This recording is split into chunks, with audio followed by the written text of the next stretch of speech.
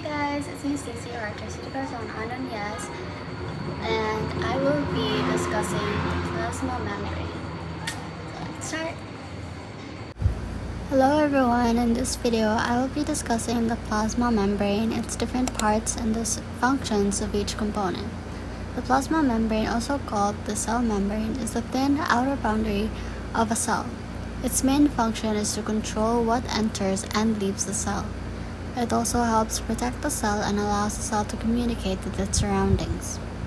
The plasma membrane follows what is called the fluid mosaic model, meaning that its components are arranged like a flexible moving mosaic.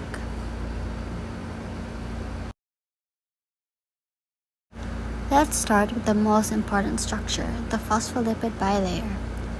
A phospholipid bilayer is made of two layers of phospholipids. Each phospholipid has two important parts, a polar phosphate head and a non-polar fatty acid tail.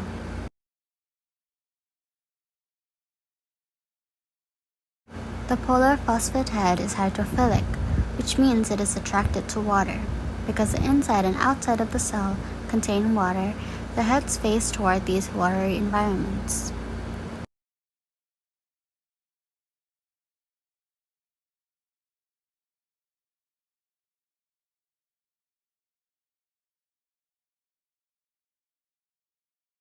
On the other hand, the non-polar fatty acid tails are hydrophobic, meaning they do not mix well with water.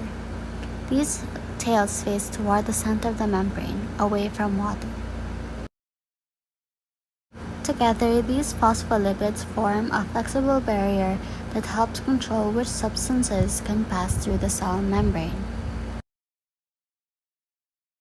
Another important component is cholesterol.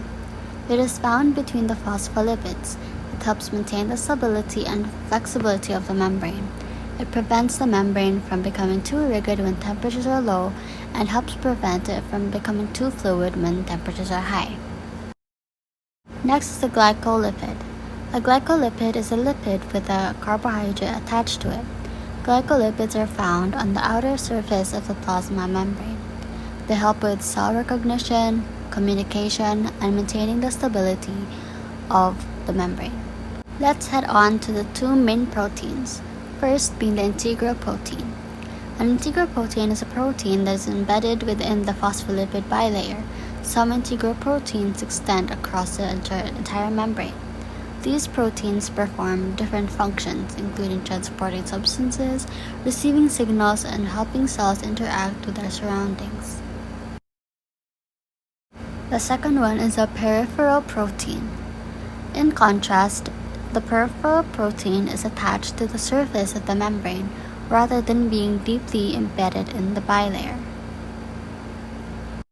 Peripheral proteins can help with cell signaling, structural support, and communication as well. A glycoprotein is a protein with a carbohydrate attached to it. These are important for cell recognition and communication. They can act like identification markers, allowing cells to recognize one another. One of the most important parts of the plasma membrane is the membrane channel. It is a protein that forms a passageway through the membrane. It allows certain substances, such as ions or other small particles, to cross the membrane. The channel helps these substances move across the membrane without directly passing through the hydrophobic interior of the phospholipid bilayer. Finally, we have the carrier protein, also known as a transporter. Unlike a channel, a carrier protein binds to a specific substance and changes its shape to move that substance across the membrane. Carrier proteins are important for transporting substances that cannot easily pass through the phospholipid bilayer on their own. That's it, guys. To summarize, the plasma membrane is made up of many different components that work together. The phospholipid bilayer forms the main structure of the membrane.